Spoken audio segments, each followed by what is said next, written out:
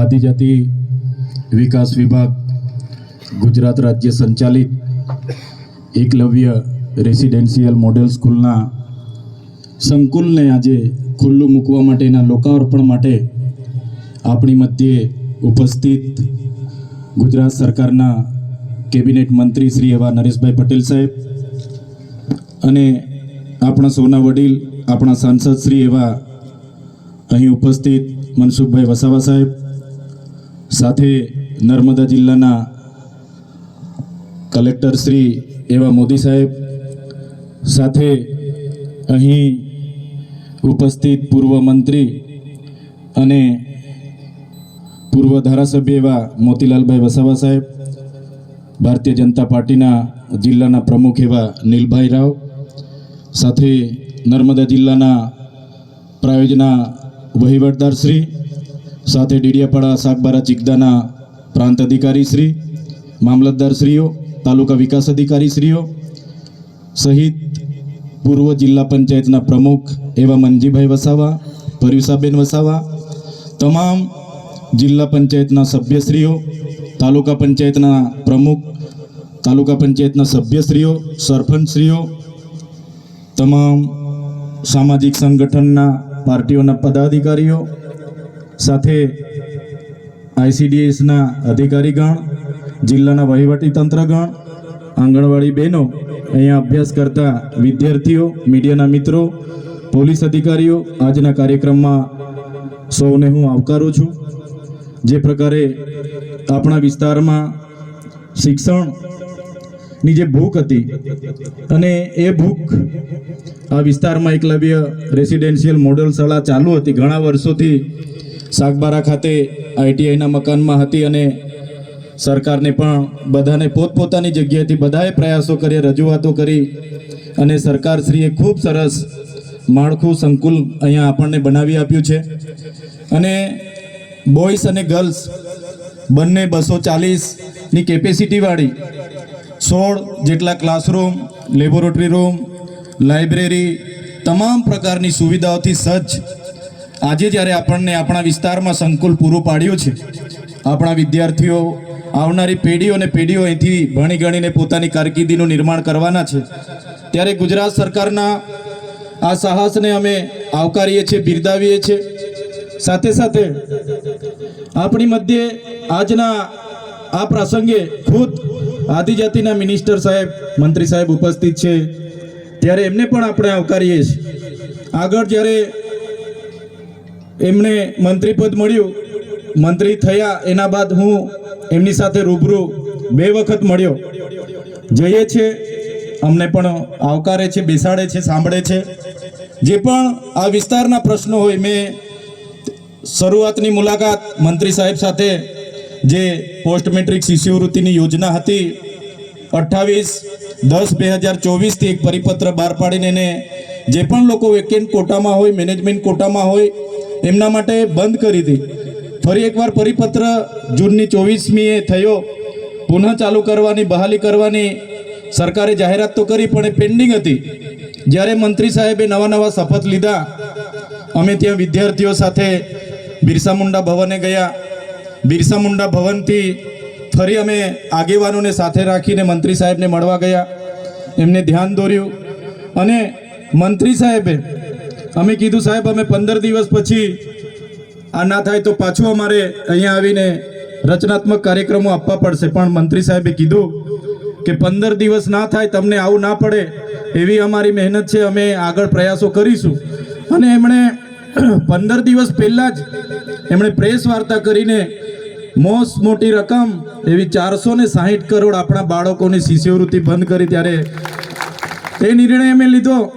એમનું જેવું press conference થયું અને સમાચારના માધ્યમોથી મને જાણવા મળ્યું, ભલે અમે અલગ વિચારધારા, અલગ પાર્ટીમાં હોઈએ, પણ મંત્રીશ્રીના પ્રેસ કોન્ફરન્સની 1 જ કલાક પછી મેં મંત્રીશ્રીના નિર્ણયને આવકાર્યો, એમનું સમર્થન કર્યું કે જે પણ અમારા નરેશભાઈ પટેલ સાહેબે જે નિર્ણય અમારા બાળકોના ભવિષ્ય માટે લીધો છે એમને હું આવકારું છું અને અમે ખુલ્લામાં એમને સમર્થન કર્યું છું. ત્યારે મંત્રી સાહેબનો પણ બધાના પ્રયાસો હતા, સાંસદ શ્રીઓના હતા, ધારાસભ્ય શ્રીઓના ધ્યાને રાખીને એમણે કર્યું. ત્યારે અમે એમના નિર્ણયને જાહેરમાં આવકાર્યો હતો ને એમને સમર્થન પણ કર્યું હતું. બીજા 3-4 મુદ્દે પણ અમે એમને બીજી વાર પણ મળ્યા હતા. સાહેબને તે પણ યાદ છે કે બીજી વાર પણ અમે મળ્યા હતા. સાહેબ સાથે આપણા વિસ્તારના બાળકોના ફૂડ બિલની પણ અમે ચર્ચા કરી હતી કે આશ્રમ શાળામાં ભણતા બાળકોને ફૂડ બિલમાં 2100 રૂપિયા મળે છે, પર ડેના 70 રૂપિયા મળે છે. તો બાળકો ખૂબ સારી રીતે ભણે, એની થાળીમાં પણ પૌષ્ટિક આહાર હોય, એ બાબતની અમે એમની સાથે ત્યારે પણ ચર્ચા કરી હતી. ખોટા જાતિના પ્રમાણપત્ર જે બીજા જ્ઞાતિના લોકોને આપવામાં આવે છે, અમે તે દિવસે મંત્રી સાહેબને સાથે બેસીને એની પણ પરામર્શ કર્યો હતો કે સાહેબ આમાં વિશ્લેષણ સમિતિ આગળ તપાસ કરતી નથી. હવે તમે છો, તમારા પર અમે અપેક્ષા લઈને બેઠા છે. તમારે એ ખોટા જાતિના પ્રમાણપત્ર લઈને જે પણ લોકો જે પણ કક્ષાએ હશે, નોકરીમાં હશે કે શિક્ષણમાં હશે, એવા લોકોને આપણે વિશ્લેષણ કમિટી દ્વારા શોધવા પડશે અને એ જે એમને જાહેર કરવા પડશે. એ પણ અમારી વાત હતી. જે 40% માર્ક્સ ફરજિયાત લેખિતમાં લાવવાના એવી જે હમણાં ગૌણ સેવા પસંદગી મંડળે નિયમ બહાર પાડ્યો છે, ત્યારે આદિવાસી સમાજને આર્ટિકલ 330-332 અંતર્ગત જે શૈક્ષણિક અનામત મળી છે, ત્યારે અનામતની બેઠકો 40% માર્ક્સ ફરજિયાત લાવશો તો જ નંબર લાગે એવી જે કન્ડિશન છે, એના લીધે કેટલાક સીટો આપણી ખાલી રહી છે. તો સાહેબશ્રીને અમે એનું પણ ધ્યાન દોર્યું હતું અને એમાં પણ આવનારા દિવસોમાં અપેક્ષા રાખીએ છીએ કે એમાં પણ ગુજરાત સરકાર આપણા મંત્રીશ્રી રસ દાખવીને આગળ તજવીજ કરે. માન્ય મંત્રી સાહેબો, તમે બેઠા છો, સાંસદ સાહેબ પણ છે. સાહેબ, આટલો મોટો મારા વિસ્તારમાં કાર્યક્રમ છે. કલેક્ટર સાહેબ, પ્રાંત સાહેબ અને પ્રયોજનાજી, શર્માજી, હું અહીંનો ધારાસભ્ય છું ભાઈ. મને કેમ કોઈ ફોન બી નહીં કર્યો, પત્રિકા નહીં, જાણ નહીં? ખુલાસો કરો. હું ધારાસભ્ય છું ભાઈ. આ મારું અપમાન નથી, મારી જનતાનું અપમાન છે. આ મારું અપમાન નથી. મને કોઈ કાર્યક્રમનો મોહતાજ નથી. મને પત્રિકામાં નામ આવે, મારી તકતીમાં નામ આવે તો જ ચૈતર વસાવા આવે એવું નથી. ચૈતર વસાવા નામ માટે હું નથી આવતો. મારા જનતાને મારા સરપંચે કીધું કે આટલો મોટો કાર્યક્રમ છે શિક્ષણનો, સાહેબ તમારે આવવું પડશે, એટલે મેં આવ્યો છું. અને કલેક્ટર સાહેબ, તમારી જવાબદારી છે. તમે વહીવટ છો, તમે મને ફોન કરીને જણાવો ને કાર્યક્રમ છે. મંત્રી સાહેબ ગાંધીનગરથી આવે છે, કઈ તકલીફ છે અમારાથી તમને? પ્રાયોજનાજી, શર્માજી, તકલીફ है आपको? તો કેમ ભાઈ તમે અમને જાણ નથી કરતા? કેમ આમંત્રણ નથી આપતા? તમારું વહીવટી તંત્ર હું ધંધા કરે છે ને બધું ખબર છે. હમણાં મોદી સાહેબ આવ્યા હતા, ખર્ચો થાય ભાઈ, 8-10 કરોડ રૂપિયાનો ખર્ચો થાય. તમે દેવ મોગરામાં ડેકોરેશન માટે કલેક્ટર સાહેબ 16 કરોડ રૂપિયાનો અમારા આદિજાતિ બજેટમાં ખર્ચો પાડ્યો છે. તમે ત્યાં મોદી સાહેબના મંડપના સ્ટેજ માટે 15 કરોડના ખર્ચા કર્યા છે. ટોયલેટ, મોબાઈલ ટોયલેટ માટે 2,40,000નો 2 કરોડ ને 40 લાખના તમે ખર્ચા પાડ્યા છે. નાસ્તા માટે 2 કરોડ ખર્ચા પાડ્યા છે. તમે ડોમ માટે 2 કરોડ ખર્ચા પાડ્યા, ચા માટે 2 કરોડ ખર્ચા પાડ્યા, બસ માટે 2 કરોડ ને 71 લાખ રૂપિયાનો ખર્ચો પાડ્યો. કેમ?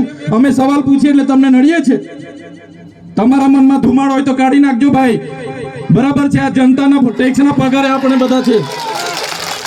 આ જનતાના ટેક્સનો પગાર મને પણ મળે છે, તમને પણ. કલેક્ટરથી તલાટીથી લઈને કલેક્ટર સુધીના બધા તમે નોકર છો, અમે બધા સેવક છે. આ લોકોએ જે પણ કે અમે પ્રતિનિધિ છે, અમને અધિકારો આપ્યા છે. તમે અમને કેમ અહીંયા બોલાવ્યા નથી? ના સાહેબ, અમારે વિદ્યાર્થીઓ અમે કેવું પડે છે. અમને કઈ, તમે દર વખતે ચિકદામાં કીધું, દર વખતે આ જ પ્રશ્ન ઉભો કરો છો, દર વખતે આ જ પ્રશ્ન ઉભો કરો છો. ઓ ભાઈ, ધારાસભ્ય છું, લોકોએ મને ચૂંટ્યા છે, મને આમંત્રણ જોઈએ ભાઈ. આ કોઈના પૈસાથી આ બિલ્ડિંગ નથી બની, તમારા ઘરના પૈસાથી બની છે. અરે વિષય પર તો મને આમંત્રણ કેમ નથી આપ્યું? મને જાણ કોઈ એક ફોન કેમ નથી કર્યો? કેમ ભાઈ? અમે ધારાસભ્ય ચૂંટાયેલા છે, લોકોએ અમને અધિકાર આપ્યા છે. અમારો અવાજ તમે દબાવવાની વાત કરો છો. અમને કેમ નથી આમંત્રણ આપ્યું? તમે તમારે આમંત્રણ આપવું જોઈએ ને અમને. ઓ ભાઈ, બંધ કરી દે વાળો, મારા અધિકાર છે ભાઈ. તમે આવો, બંધ કરી દે એટલે, બંધ કરી દે એટલે આમંત્રણ કેમ નથી? બંધ કરી દે એટલે, બંધ કરી દે એટલે, બંધ કરી દો એટલે આમંત્રણ આપવું જોઈએ ને તમારે. અમને તમે આમંત્રણ કેમ નથી આપ્યું ભાઈ? અમે ચૂંટાયેલા ધારાસભ્ય છે, અમને એક ફોન કોઈનો આવ્યો નથી. કલેક્ટર સાહેબની જવાબદારી છે. આ કોઈના કમલમના પૈસાથી બિલ્ડિંગ નથી બની ભાઈ. કોઈ તો પછી પણ સાહેબ અમે તમારી રિસ્પેક્ટ કરીએ છીએ સાહેબ. દરેક સરકારના કાર્યક્રમમાં હું હાજર રહું છું.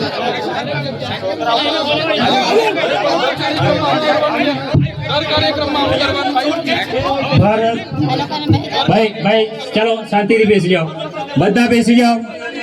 એ ભાઈ બધા બેસી જાઓ, બધા બેસી જાઓ. ચલો શાંતિથી બેસી જાઓ ભાઈ, આગળ નહીં, બેસી જાઓ શાંતિથી. ભાઈ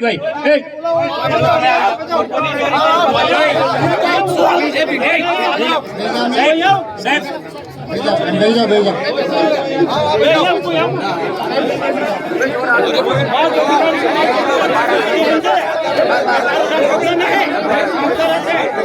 ભાઈ ચાલો ભાઈ, પોલીસ ડિપાર્ટમેન્ટ સાઈડ પર આવી જાઓ. આ સાઈડ આવી જાય, મારી સાઈડ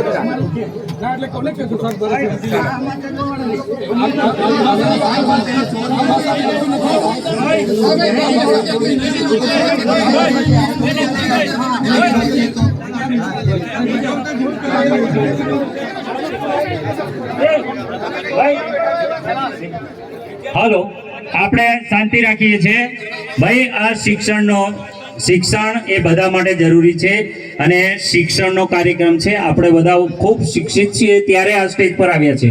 આપણે પણ એ જગ્યાએ હતા કે જે આપણા બાળકો બેઠા છે ત્યાંથી ભણતા એ આખો સમાજ આજે આ સ્ટેજ પર શિક્ષણ થકી આવ્યો છે. બિલકુલ શાંતિ રાખીએ. અને આપણી વચ્ચે આપણા માનનીય સાંસદ સભ્ય શ્રી મનસુખભાઈ વસાવા સાહેબને હું વિનંતી કરું છું, મહેરબાની કરીને પ્લીઝ કોઈ પણ તમે ભાઈ બે ઘડી એક શબ્દ આપણો આગ લગાડે એવું નહીં, શાંતિ રાખો. આ શિક્ષણનો છે. અહીંયા જે ડિગ્નિટીઝ છે, આપણા માનવંતા સાહેબો છે, આપણા ધારાસભ્ય હોય કે આપણા સાંસદ સભ્ય હોય, એ આપણા માનવંતા છે. એમની વાત સાંભળો, સમજો, ગમે તેમ બોલવાનું નથી આપણે. અને આ શિક્ષણનો કાર્યક્રમ છે. આદરણીય મનસુખભાઈ વસાવા સાહેબને હું વિનંતી કરીશ તેમના વિચારો રજૂ કરવા માટે.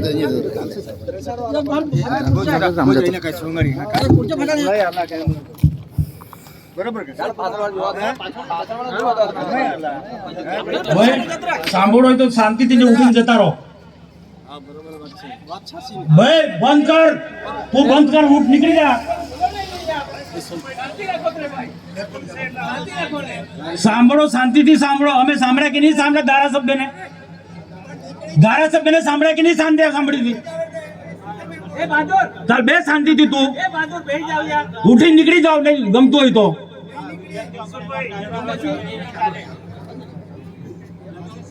ભારત માતા કી ભારત. ભાઈ તમે નીકળી જાઓ, બાદ ઉભા રહો.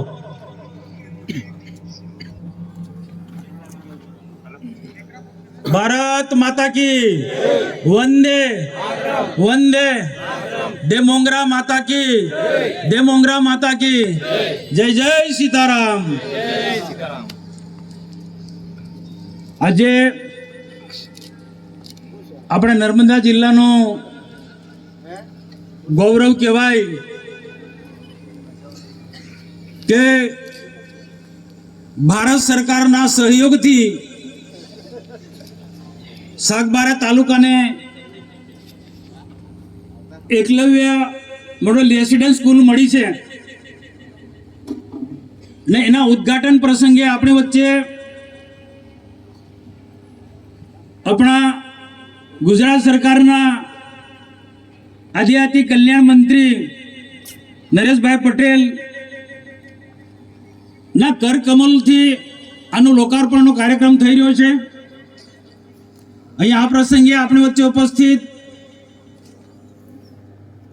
જેમને મારા પહેલા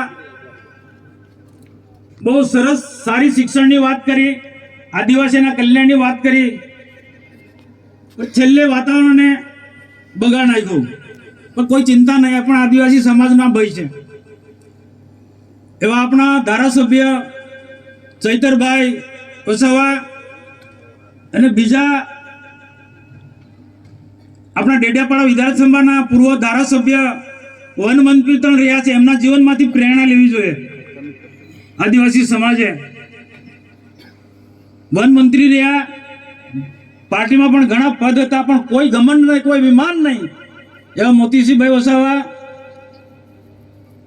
કલેક્ટર સાહેબ, ટ્રાઇબલ સપાના અધિકારી શ્રી, અન્ય મંચ પર બિરાજમાન સર્વે પદાધિકારીઓ, અધિકારીઓ, ઉપસ્થિત સર્વે ભાઈ તથા બહેનો, સૌ કર્મચારી મિત્રો, પત્રકાર મિત્રો, સૌપ્રથમ તો આ પ્રસંગે આયોજકોએ જે મારું સ્વાગત કર્યું, હું આયોજકોનો ખૂબ ખૂબ આભાર માનું છું. આપ બધા જાણો છો તેમ કે દેશના પ્રધાનમંત્રી નરેન્દ્રભાઈ મોદી સાહેબ ભારત દેશને એક સમૃદ્ધ ભારત બનાવવા માંગે છે, એક આત્મનિર્ભર ભારત બનાવવા માંગે છે. 2047 સુધીમાં વિકસિત ભારત બનવા માંગે છે. અને જ્યારે વિકસિત ભારત બનવાનો છે, દેશમાં એકે એક ક્ષેત્રનો એક સમાન ને સર્વાંગી વિકાસ થવાનો છે, તો એમાં શિક્ષણ અતિ આવશ્યક છે.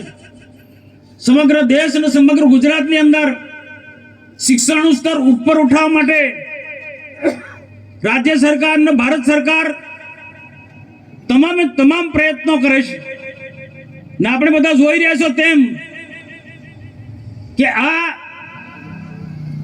એકલેવર મોડેલ સ્કૂલ 2017 થી મંજૂર થઈ હતી ને મોતીભાઈ વસાવા એ વખતે હતા, એમના વખતે પ્રારંભ થયો ને આ સ્કૂલ મનસુખભાઈ વસાવાએ મંજૂર કરાવી હતી ભારત સરકારમાંથી. આ ભારત સરકારના ફંડથી ચાલતી સ્કૂલ છે. ઘણો લાંબો સમય ત્યાં સાગબારા આઈટીઆઈમાં રહેવું પડ્યું. બહુ ભવ્ય બિલ્ડિંગ બન્યું છે, તમે જોઈ શકો છો બધા. અને પત્રકાર મિત્રોને પણ વિનંતી, તમે બતાવો ગુજરાતને, આદિવાસી સમાજને કે ભારત સરકાર, દેશના પ્રધાનમંત્રી નરેન્દ્રભાઈ મોદી સાહેબની સરકાર આદિવાસીઓ માટે કેવી સુવિધા આપે છે, જે સુરતમાં, બરોડા કે ગાંધીનગર કે અમદાવાદમાં ન હોય એવા પ્રકારનું આખું બિલ્ડિંગ બન્યું છે. સ્કૂલ બિલ્ડિંગ, રેસિડેન્ટ, તમામ સ્ટાફ સહિત. તો આનો જબરજસ્ત મોટો ફાયદો આપણા આદિવાસી બાળકોને વર્તમાનમાં ભણે છે તે, અને આવનારા દિવસે અને આવનારી પેઢીને એનો ફાયદો થવાનો છે. ભાઈ ફાયદો ક્યારે થવાનો છે? એક આદિવાસી સમાજને એક સાચો મેસેજ આપવો પડશે કે સરકારની નીતિ આવી છે, સરકાર આદિવાસી બાળકો માટે આટલું આટલું આટલું આટલું કરે છે. ચૈતરભાઈ સારી વાત કરી સ્કોલરશિપની, બહુ સારી વાત કરી, પણ એમાં અમારા બધાનો જ નિર્ણય હતો. નરેશભાઈને ખબર છે, જ્યાં રજૂઆત કરવાની તેમ બધી જ જગ્યાએ અમારી મર્યાદા છે, બધી જ જગ્યાએ રજૂઆત કરી. સ્કોલરશિપનો પ્રશ્ન હોય પણ સમય મર્યાદામાં થયો ને નિર્ણય. આ નિર્ણય સમય મર્યાદામાં થાય મહત્વનું છે. કોઈ પણ નિર્ણય સમય મર્યાદાની અંદર થાય, ડીલે કોઈ થતું નથી. ભોજન બિલની વાત કરું, પહેલા શું સ્થિતિ હતી, આજે આશ્રમ શાળા હોય, એકલેવ મોડેલ સ્કૂલ હોય, આદર્શ શાળા હોય, સમય અમે સરકારમાં રજૂઆત કરીએ છીએ. ને આજે ભોજન બિલ જે મળે છે તમે જુઓ. અમે અહીંયા આવતા પહેલા અહીંયા ડેડિયાપાડા રાજ્ય સરકાર સંચાલિત સ્કૂલનો અમે વિઝિટ લીધી, આદર્શ નિવાસી શાળા, એકલો મોડેલ સ્કૂલની. સાહેબ ત્યાં જમ્યા, વિદ્યાર્થીઓ શું જમે છે, કેવી સુવિધા છે, અચાનક ગયા હતા, એવું નહીં કે અગાઉથી.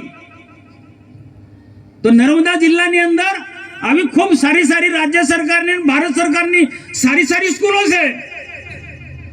એનાથી ઉપર ઉઠીને વાત કહું કે આ ભારતીય જનતા પાર્ટીની સરકારમાં, નરેન્દ્રભાઈ મોદીની સરકારમાં કોલેજ નથી. સાગબારામાં અમે કોલેજ લાયા છે, ડેડિયાપાડામાં કોલેજ નથી, અમે કોલેજ લાયા છે, નેત્રંગમાં કોલેજ લાયા, ઝઘડિયામાં કોલેજ લાયા છે. અને એથી આગળ વધીને વાત કહું કે ડેડિયાપાડામાં કૃષિ ઇજનેરી કોલેજ, કે કૃષિ ઇજનેરી કોલેજમાં કોને એડમિશન મળે? સાયન્સનો વિદ્યાર્થી હોય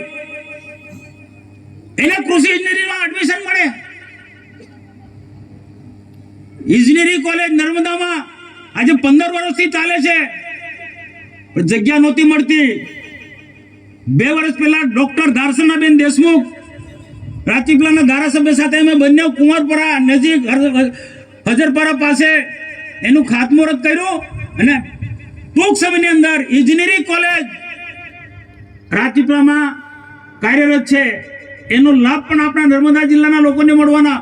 અને એનાથી આગળ વધીને વાત કહું કે ભરૂચની અંદર વર્ષો સુધી આવું કોઈ નહોતું વિચાર્યું.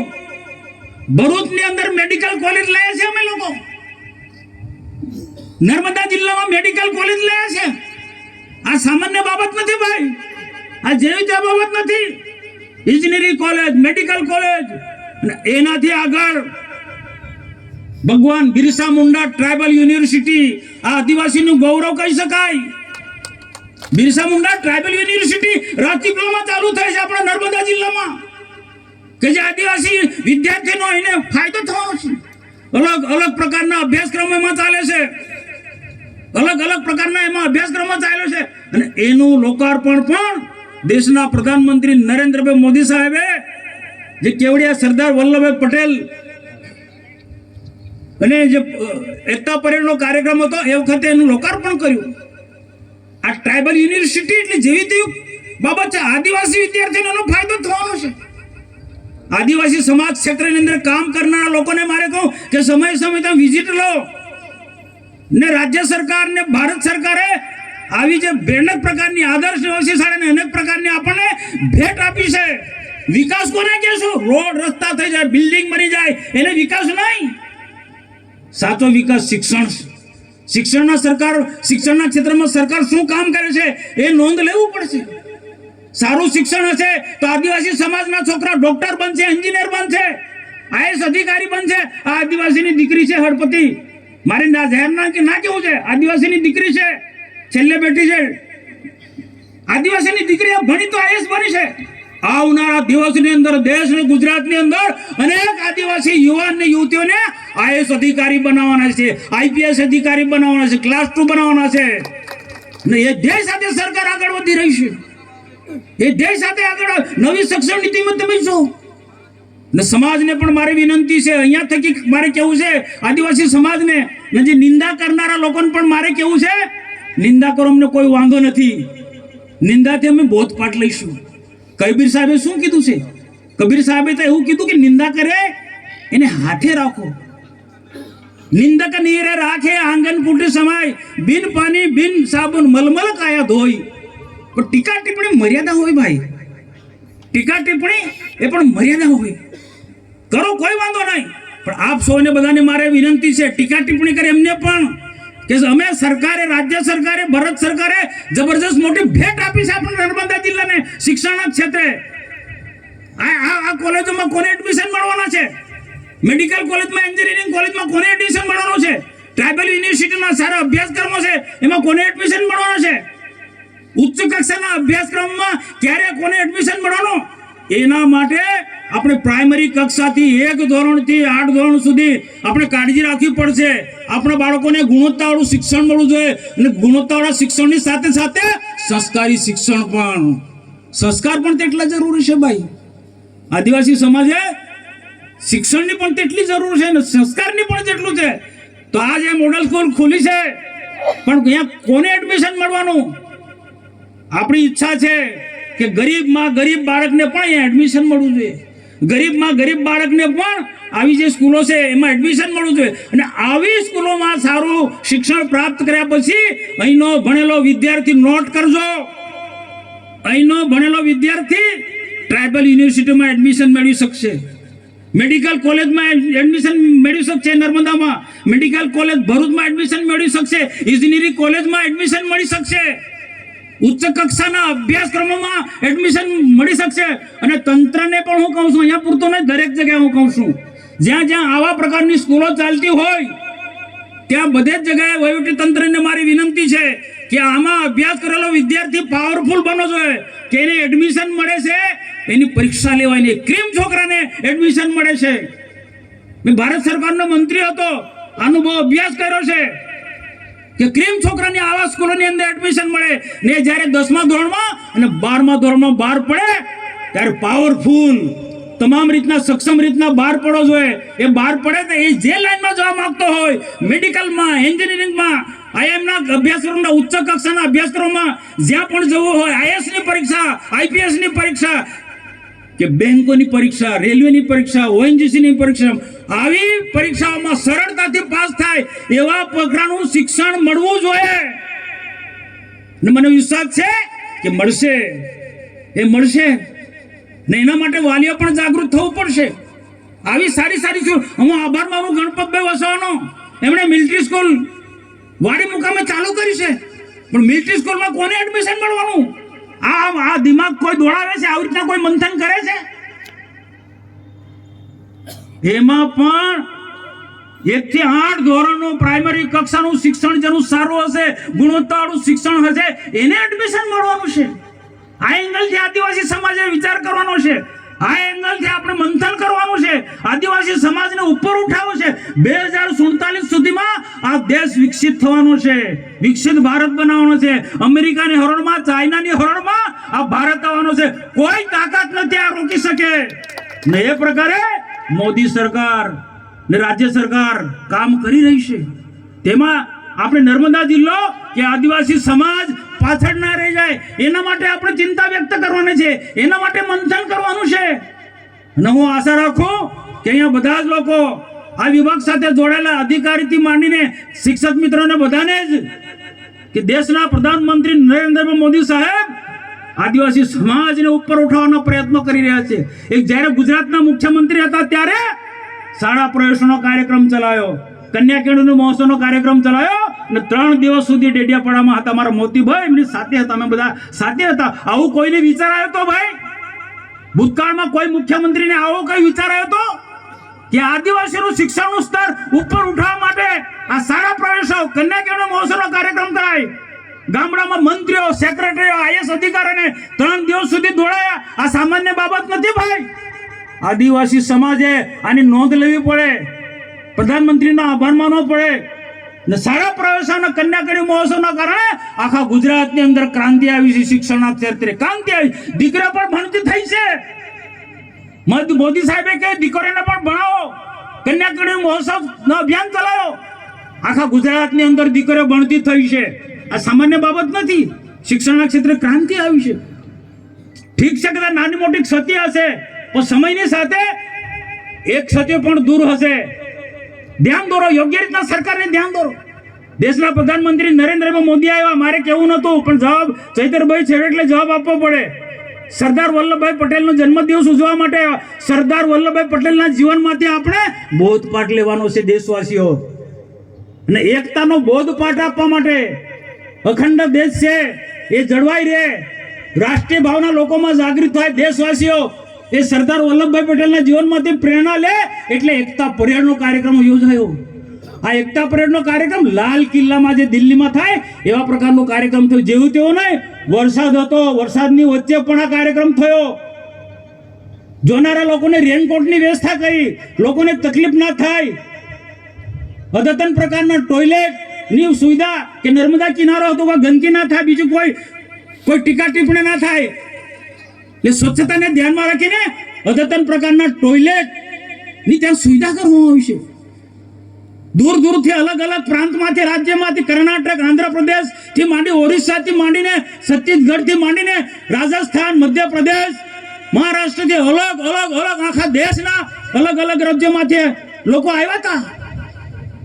અલગ અલગ કૃત્ય લઈને આવ્યા હતા. મિલિટરીના જવાનો આવ્યા હતા, પોલીસના જવાનો આવ્યા. એની પરેડ તમે જો, એકતા પરેડ આખા દેશે નોંધ લીધી છે. વિશ્વના લોકો એની નોંધ લીધી છે એકતા પરેડની.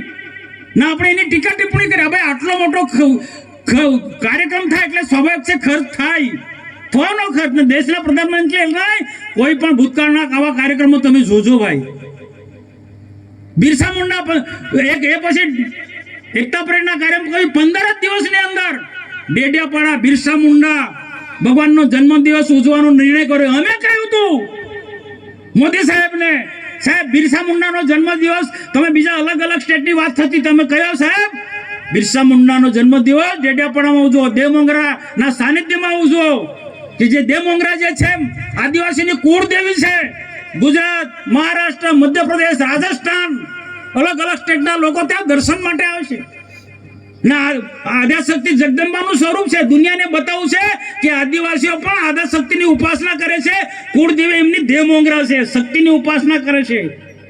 અમારી વાત સાંભળીને અહીંયા 15 જ દિવસમાં નિર્ણય કર્યો કે ડેડિયાપાડામાં બિરસા મુંડા જન્મ જયંતિનો કાર્યક્રમ ઉજવવો છે. બાકી આ કાર્યક્રમ આસામમાં બનતો હતો. નરેશભાઈને ખબર છે, મોતીભાઈને ખબર છે. મેં રોકાયો છે. મનસુખ વસાવે વિનંતી કરી મોદી સાહેબને કે સાહેબ ડેડિયાપાડામાં કોઈ ડરતી નથી, કોઈ ડરતી નથી. એક મેસેજ આપવો હતો. અને બીજી કોણ ઇતિહાસ બોલે છે, ઇતિહાસ બોલે છે. કોઈ પ્રૂફ આપે કે બિરસા મુંડાની ઓળખ કોને આપી ભાઈ? 15-20 વર્ષ પહેલા બિરસા મુંડાને કોણ ઓળખતું હતું? 15-20 વર્ષ પહેલા બિરસા મુંડાને કોઈ ઓળખતું નતું. પણ બિરસા મુંડાની આખા દેશને ઓળખ આપી હોય, ફક્ત આદિવાસી સમાજ નહીં, સમગ્ર સમાજને ઓળખ આપી હોય તો ભારતીય જનતા પાર્ટી નરેન્દ્રભાઈ મોદી સાહેબે ઓળખ આપી છે ભાઈ. હું ભારત સરકારનો મંત્રી હતો. અમે ભારત સરકારની ટીમ સાથે અમે બિરસા મુંડાના જન્મ સ્થળ પર અમે ગયા છે. 3 દિવસ સુધી એ વિસ્તારની અંદર અમે ફર્યા છે અને બિરસા મુંડાનું આખું જીવન ચરિત્ર કઈ રીતના છે એનો અભ્યાસ કર્યો છે. ઠીક છે, આખો દેશ જોડાય છે, બિરસા મુંડાના જીવનમાંથી પ્રેરણા આપણે લઈ રહ્યા છે. તો એ બિરસા મુંડાને ભગવાન કેમ માને છે? આજે બિરસા મુંડાને ભગવાન કેમ માને છે? ને દેશના પ્રધાનમંત્રીના શબ્દો તમે જોજો, ભગવાન બિરસા મુંડા કહે છે. ક્રાંતિકારી હતા, ક્રાંતિવીર, પણ ક્રાંતિ શબ્દ નથી બોલતા ભગવાન બિરસા મુંડા. કારણ કે એમનું વ્યક્તિત્વ એવું હતું. અંગ્રેજોની સામે લડાઈ લડ્યા, તીર કામઠાની સેના તૈયાર કરી, પણ સાથે સાથે એમનું વ્યક્તિત્વ એવું હતું કે ગમે એટલો કોઈ બીમાર વ્યક્તિ હોય તો એને દવા આપે, ઔષધિ આપે, 2 દિવસની અંદર, 3 દિવસની અંદર એ મટી જાય. એ પ્રકારનું વ્યક્તિત્વ હતું. ને આ કાર્યના કારણે એમને લોકો ભગવાન માનતા હતા. તો એ બિરસા મુંડાનો જન્મ દિવસ ઉજવવાનો ડેડિયાપાડામાં નિર્ણય કર્યો. અને આપ બધા જાણો છો તેમ 1 લાખ સમાઈ શકે એટલો ડોમ બન્યો.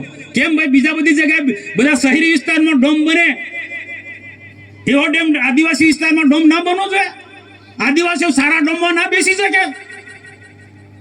આદિવાસીઓ એક સારા ડોમમાં બેસે એના માટે પણ આગ્રહ અમારો હતો. સામાન્ય મંડપ નહીં જોઈએ, પ્રધાનમંત્રી આવે છે તે ડોમ સારો હોવો જોઈએ. ને તમે જોજો, ટીવીમાં જોયો છે કેટલો બફકાદાર આખો ડોમ હતો. અને આખા ડોમની અંદર લોકો ભરાઈ ગયા.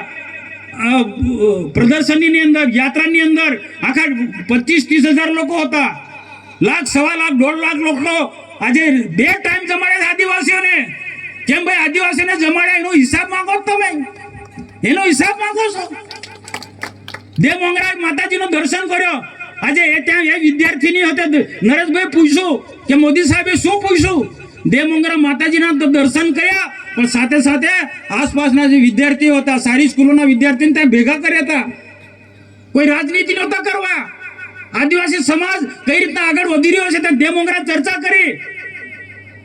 એવા સ્ટુડન્ટ સાથે અમે વાર્તાલાપ કર્યા કે મોદી સાહેબે શું બન્યું? તો મોદી સાહેબે શું કે આદિવાસી સમાજ માટે સરકાર અમે આટલું બધું ખર્ચ કર્યા છે, આટલી સારી સુવિધા, સારા બિલ્ડિંગો બનાવે, તમે શું બનવાના છો? તો દીકરીઓ કીધું અમે IAS અધિકારી બનીશું, અમે ડોક્ટર બનીશું. ને એ દેવ મોંગરા ત્યાં ગયા, ત્યાં પણ 2-3 હેલિપેડ બન્યા. સ્વાભાવિક છે, પ્રધાનમંત્રી છે ભાઈ, સન્માનીય નેતા છે, એના માટે હેલિપેડ બને. એ રીતના ડેડિયાપાડામાં હેલિપેડ બને 3. ને લોકોને લાવવા માટે કેમ આદિવાસીને ટેમ્પા એક્ટમાં લઈ જાય? અમે આગ્રહ રાખ્યો છે, ટેમ્પાની વ્યવસ્થા અમે ના પાડી. ટેમ્પા નહીં, બસ મૂકો. મારા આદિવાસીઓ માટે પણ બસની સુવિધા કરો. અને આદિવાસીઓને અહીંયા ને કોઈ ભાજપના કેટલા કાર્યકર્તા નહોતા. મેં સરકારી વહીવટી તંત્રને કીધું, ગામમાં જે પણ લોકો હોય બિરસા મુંડાના જીવનમાંથી જેને પ્રેરણા લેવી હોય એવા લોકોને લઈ આવ્યો. ને એવા લોકો અહીંયા આવ્યા છે ડેડિયાપાડામાં. એવા લોકો જે બિરસા મુંડાની ઓળખ આપી મોદી સાહેબે. ને આવનારા દિવસોમાં બિરસા મુંડાએ શું કીધું? આદિવાસીનો સાચો વિકાસ કરવો હોય, અંગ્રેજોની સામે લડતા એમને એવું કહ્યું છે. આ વાત બધા લોકો શીખવાની છે. અંગ્રેજોની સામે લડ્યા પૂરી તાકાતથી, ભીલ સેના, તીરકામઠાવાળી સેના, પણ સાથે સાથે એમને એવું કહ્યું છે આદિવાસીનો સાચો વિકાસ 25 વર્ષની વયે, એ વખતે દેશ આઝાદ પણ નહોતો થયો, એ વખતે બિરસા મુંડાએ એવું કહ્યું હતું કે દેશ તો આઝાદ થશે પણ આદિવાસી સાચો વિકાસ કરવો હશે તો કેટલાક કુરિવાજો છે, કેટલીક અંધશ્રદ્ધાઓ છે, કેટલાક વ્યસનો છે, એ ત્યજવા પડશે અને સારું શિક્ષણ લેવું પડશે, ગુણવત્તાવાળું શિક્ષણ લેવું પડશે. અંગ્રેજી શિક્ષણની હિમાયત કરી હતી અમને. અને એ બેઝ પર આજે ભારતીય જનતા પાર્ટીની સરકાર, રાજ્ય સરકાર ને ભારત સરકાર આગળ વધી રહી છે. બિરસા મુંડાએ કહ્યું છે શિક્ષણ પર ભાર મૂક્યો છે. આદિવાસીનો ત્યારે જ વિકાસ થવાનો છે. કુરિવાજો છે, અંધશ્રદ્ધા છે, કેટલાક વ્યસનો, ખોટા વ્યસનો છે, એ છોડી અને શિક્ષણ તરફ ધ્યાન આપવું પડશે. આ બિરસા મુંડાએ વાત કરી છે. અને આ વાત કહેવા માટે ડેડિયાપાડાની ધરતી પર દેશના પ્રધાનમંત્રી આવ્યા હતા. હિસાબ માંગો કોઈ વાંધો નથી, પણ છાસવારે સોશિયલ મીડિયામાં, ટીવીમાં અને હિસાબ આપો, હિસાબમાં ભાઈ આખા પ્રધાનમંત્રીને આદિવાસી સમાજનું અપમાન છે. આ સમગ્ર આદિવાસી સમાજનું અપમાન છે. બરોબર નથી. મને કોઈની ટીકા ટિપ્પણી કરવામાં મને એ રસ બી નથી, પણ કોઈ ટીકા ટિપ્પણી કરતો હોય તો એને જવાબ આપવાની અમારી ફરજ છે. સમાજની અંદર લોકોમાં કોઈ ગેરસમજ ઊભી થતી હોય તો એ દૂર કરવાની અમારી ફરજ છે. ભાઈ પ્રધાનમંત્રી આવે, ભાઈ પ્રધાનમંત્રી આવે તો એ પ્રકારનો કાર્યક્રમ બનવો જોઈએ કે નહીં? અને આદિવાસી વિસ્તારની અંદર આદિવાસી વિસ્તારને જમાયા છે, બે ટાઈમ જમાડે છે, તમામ પ્રકારની સુવિધા આપી છે, લાવવા લઈ જવાની બધી સુવિધા આપી છે. બહારની જે ટીમો આવી છે, બિરસા મુંડાના પરિવારના લોકો અહીંયા આવ્યા છે. અલગ અલગ રાજ્યોની સાંસ્કૃતિક આદિવાસી ટીમો એ ડેડિયાપાડામાં આવી છે ને નૃત્યો અમને કર્યા છે.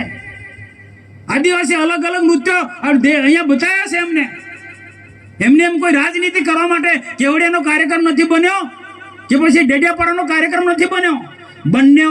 બંને કાર્યક્રમમાં સરદાર વલ્લભભાઈ પટેલનો એકતા પરેડનો કાર્યક્રમ પણ રાષ્ટ્રીય પર્વ હતો ને બિરસા મુંડાનો પણ કોઈ રાજકીય પાર્ટીનો કાર્યક્રમ નહીં, રાષ્ટ્ર વિચારધારાનો ભરેલો કાર્યક્રમ હતો. જેમાંથી આવનારા દિવસોમાં 2047માં દેશ વિકસિત ભારત બનવાનો છે. તો આ બંને મહાપુરુષોમાંથી દેશવાસીઓ પ્રેરણા લે. સરદાર વલ્લભભાઈ પટેલ અને બિરસા મુંડાના જીવનમાંથી પ્રેરણા લે દેશવાસીઓ. એટલા માટે બંને મોટા કાર્યક્રમ કર્યા. તો આજના પ્રસંગે મારે ઉપસ્થિત સર્વને મારી નમ્ર વિનંતી છે, પોલીસ જવાનો પણ અહીંયા ઉપસ્થિત છે, કાયદો અને વ્યવસ્થા જાણો, તમે ખૂબ મહેનત કરો, તમારા છોકરાની પણ ચિંતા કરજો ભાઈ. તમારા છોકરા પણ સારું ભણે, આવી સ્કૂલોમાં મોકલો, આઈએસ અધિકારી બને, આઈપીએસ અધિકારી બને, કલેક્ટર બને, ડીએસપી બને. કમ ભાઈ આ ગરીબ આદિવાસીનો છોકરો કલેક્ટર ડીએસપી ના બને, આ દીકરી બની આઈએસ. તમે પણ તમારા છોકરાને ભણાવો. કોઈ પણ પ્રકારના નાના મોટા કર્મચારી હોય આવી સ્કૂલોનો ફાયદો લો. સરકાર ખૂબ મોટી ભેટ આપે. અને આવનારા દિવસોમાં જ્યાં પણ શિક્ષણના ક્ષેત્રમાં કંઈક પણ ઘટતું હશે ને તો રાજ્ય સરકાર અને ભારત સરકાર કટિબદ્ધ છે એ ઘટે છે પૂર્તતા કરવા માટે. ધ્યાન દોરો યોગ્ય રીતના, સમજદારીપૂર્વક આપણે બધા સૌ સાથે મળીને આદિવાસી વિસ્તારનો નર્મદા જિલ્લાનો વિકાસ કરીએ એ વાત સાથે મારી પૂર્ણ કરું. સોને નમસ્કાર. ભારત માતા કી જય હિન્દ. ખૂબ ખૂબ આભાર આદરણીય મનસુખભાઈ વસાવા સાહેબ. એમની વાકછટાથી આપણા સમાજના શિક્ષણ માટેની જે ચિંતા કરી છે એ બે વાતને ફરીથી જોરદાર તાળીઓથી આપણે વધાવી લઈએ મિત્રો. અને હવે આપણી વચ્ચે આપણા માનવંતા આજના કાર્યક્રમના અધ્યક્ષ અને ગુજરાત સરકારના આદિજાતિ વિકાસ વિભાગના મંત્રી શ્રી આદરણીય નરેશભાઈ પટેલ સાહેબને આપણે વિનંતી કરીએ. આપણા ભારત માતા કી. કેમ મને નથી સાંભળવાના? ચાલો બધા હાથ ઊંચા કરો બે. બોલો ભારત માતા કી. દેવ મોગરા માતાજી કી જય. આ પવિત્ર ધરતી ઉપર ખૂબ સરસ મજાની વર્ષોના વર્ષો સુધી આપણા આદિવાસી બાળકો અભ્યાસ કરી શકે, એનું જીવન બનાવી શકે અને સમાજ અને આ દેશને ઉપયોગી બની શકે એવા શુભ ભાવ સાથે આપણા આદરણીય નરેન્દ્રભાઈ મોદી સાહેબની જે કલ્પના હતી કે મોટા ઘરનું દીકરું જે સુવિધા સાથે ભણે છે એ જ રીતે આદિવાસી બાળક પણ પૂરી સુવિધા સાથે ભણી શકે અને એ વિચારોને અમલમાં મૂકીને આજે એકલવ્ય રેસિડેન્શિયલ સ્કૂલો પૂરા ગુજરાતની અંદર ખૂબ મોટી સંખ્યામાં બની રહી છે. આજે જ્યારે નવનિર્મિત મકાનનું આપણે લોકાર્પણ કરવાના છીએ, આ પ્રસંગે ઉપસ્થિત આ જ વિસ્તારમાં વર્ષો સુધી જેમણે સેવા આપી છે, ભારત સરકાર અને રાજ્ય સરકારમાં મંત્રી પણ હતા, અને તમારા લાડીલા સંસદ સભ્ય આદરણીય મનસુખભાઈ વસાવાજી, મારા સાથી ધારાસભ્ય ભાઈ શ્રી ચેતરભાઈ વસાવાજી, કલેક્ટરશ્રી, આપણા પ્રાઇવેટના વહીવટદારશ્રી, આપણા મોતીભાઈ, નીલભાઈ, મંચ પર ઉપસ્થિત સર્વે અમારા આગેવાનો, ઉપસ્થિત મોટી સંખ્યામાં ભાઈઓ અને બહેનો, મીડિયાના મિત્રો, આ સ્કૂલના શિક્ષક અને વિદ્યાર્થી ભાઈ બહેનો, આ જે સ્કૂલ છે ખરેખર ગઈકાલે મેં 4 વાગે નક્કી કર્યું. આજે આપણા મંત્રી શ્રી ઈશ્વરભાઈ એમના માતૃશ્રીનું અવસાન હતું એટલે ત્યાં એક બેસવાનો પણ કાર્યક્રમ હતો. ને મને એવું થયું કે ક્યારથી આ મકાન તૈયાર છે, બાળકોએ અંદર આપણે બેસાડી પણ દીધા છે, પણ ભારત સરકાર જ્યારે એક વિદ્યાર્થી પાછળ 1,09,000 રૂપિયા આપે છે, એક વિદ્યાર્થી પાછળ પૂરેપૂરો ભારત સરકારનો આમાં ખર્ચ છે. એટલે એ શાળાનું પણ લોકાર્પણ થવું જોઈએ અને એની સાથે સાથે કેબિનેટ મંત્રી તરીકે હું વિદ્યાર્થી અને શિક્ષકો વચ્ચે પણ મારી મુલાકાત થાય, વાર્તાલાપ પણ થાય, અને ખોટી કડી હોય તો આવનારા દિવસોમાં એની ચિંતા પણ થાય. આવા એક શુભ ભાવ સાથે હું અહીંયા આવ્યો છું. ખાસ કરીને ધોરણ 10 સુધીની આ આપણી શાળા છે.